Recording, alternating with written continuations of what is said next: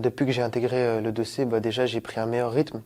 Du coup, vu que j'ai fait beaucoup de stages, que j'ai repris un rythme de me lever tôt, etc.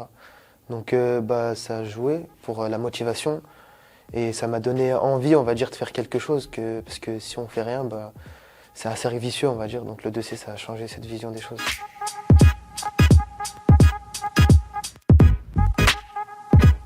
J'ai décidé d'intégrer le dossier pour pouvoir construire un parcours concret et avoir une sortie positive. Et du coup, là, c'est le cas. J'ai trouvé un lycée en bac pro commerce. J'étais en CAP, service et restauration. J'ai arrêté vu que ça ne me plaisait pas. Ensuite, j'ai rejoint le CEJ, mission locale, qui m'ont redirigé vers le dossier. Et là, actuellement, j'ai été accepté dans un lycée en bac pro commerce.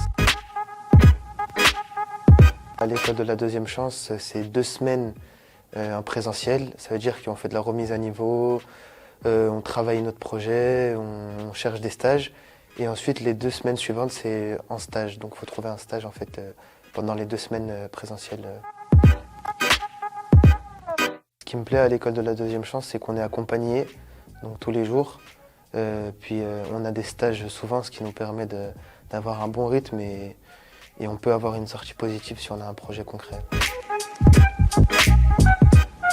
Pour intégrer l'école de la deuxième chance, il faut être âgé de minimum 16 ans jusqu'à 30 ans dans mes souvenirs. Et il n'y a pas de diplôme, rien de particulier à voir.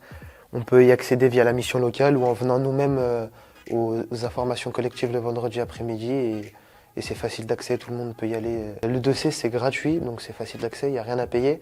Et en contrepartie, en plus de construire notre projet, on a une rémunération. Donc pour les majeurs et plus, c'est 500 € et pour les 16-17 ans, c'est 200 € par mois.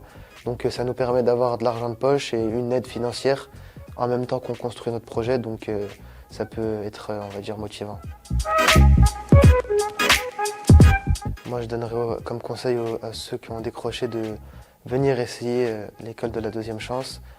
Et justement pour se sortir de cette période de décrochage et d'essayer de mener un projet et voilà, d'avoir des objectifs, c'est mieux que de rester sans rien faire.